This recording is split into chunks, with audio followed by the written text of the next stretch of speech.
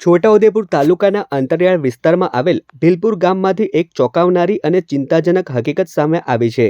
અહીંની આંગણવાડી છેલ્લા 15 વર્ષથી કાચા અને જર્જરિત મકાનમાં ચાલી રહી છે, જ્યાં નાના બાળકો જીવના જોખમે અભ્યાસ માટે આવે છે। ગ્રામજનોએ વારંવાર પાકા મકાનની માંગ કરી છે, પરંતુ તંત્ર હજુ પણ બેધ્યાન છે। હવે સવાલ એ છે કે જો કોઈ અઘટિત ઘટના ઘટે તો તેની જવાબદારી કોણ લેશે?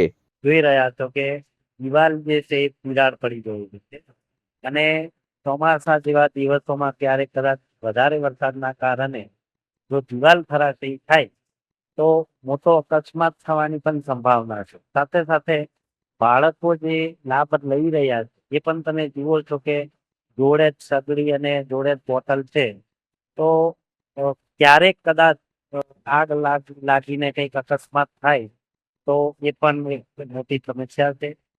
આંગણવાડીનું નવું મકાન અમને સરકારી મકાન મળે તો એ મકાનની અંદર આખા એના નકશા પ્રમાણે બધું આવતું હોય છે, જેવું કે રસોડું અલગ હોય, બેસીને પ્રવૃત્તિ કરાવવાની જગ્યા અલગ હોય, જાજરૂ બાથરૂમ અલગ હોય, લાઇટની ને બીજી ત્રીજી બધી સુવિધા એમાં આવતી હોય, તો એ અમારા ગામને, અમારા ફળિયાને અને અમારા લાભાર્થીઓને સત્વરે તાત્કાલિક ધોરણે મળે એવી અમારી માંગ।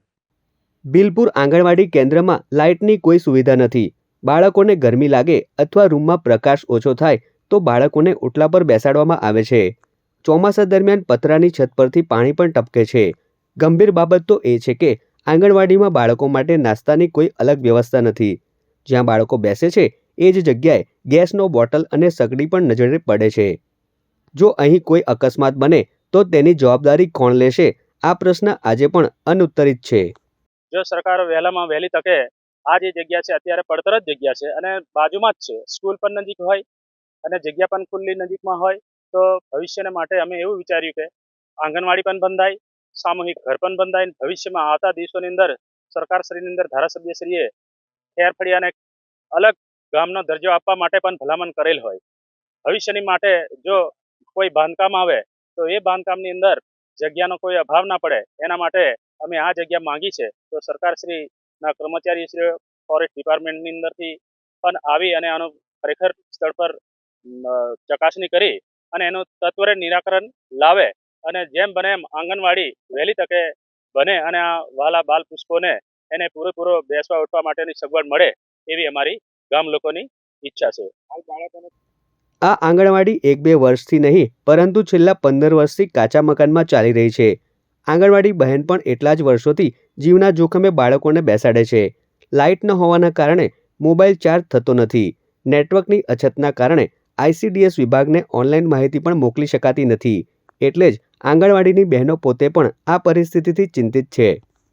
આ મામલે અધિકારીએ જણાવ્યું હતું કે ગામમાં આંગણવાડી બની જ નથી અને આંગણવાડીને મંજૂર કરવામાં આવી છે। જો કે મકાન જર્જરિત છે તે અંગે અધિકારીએ વાતનો સ્વીકાર કર્યો હતો અને બાળકોને અન્ય મકાનમાં શિફ્ટ કરવામાં આવશે તેમ જણાવ્યું હતું। અત્રે ઉલ્લેખનીય છે કે સરકાર બાળકોને સારું શિક્ષણ અને સુવિધાઓ આપવા લાખો રૂપિયાના ખર્ચે આંગણવાડીઓ બનાવે છે, પરંતુ ભીલપુર ગામના બાળકો જીવના જોખમે અભ્યાસ કરતા હોવાનો વસવસો ગ્રામજનોને આજે પણ રહ્યો છે। એટલે ભીલપુર 3 આંગણવાડીમાં એવું છે કે આંગણવાડી મકાન વિહોણી છે, એટલે હજુ સુધી એનું મકાન બન્યું જ નથી અને એ હાલમાં મંજૂર થઈ ગઈ છે। 15% વિવેકાધીન યોજનામાં મંજૂર થઈ છે અને ટૂંક સમયમાં એનું બાંધકામ શરૂ થઈ જશે। એના માટે અમે કાર્યવાહી શરૂ કરી છે। ત્યાં નજીકમાં શાળા છે, તો શાળામાં અમે ટૂંક સમયમાં આંગણવાડી ત્યાં ખસેડી દઈશું। એ તો નવું મકાન બને ત્યારે પછી આપણે એ પ્રમાણે અલગ કિચન અને અલગ રૂમ બનાવવાની વ્યવસ્થા કરીશું આપણે ત્યારે। અને હાલમાં તો આપણે શાળામાં ખસેડીશું એટલે પણ વ્યવસ્થા કરીશું કે બાળકો અલગ બેસે અને ગેસનો બોટલ અલગ સાઈડ પર હોય।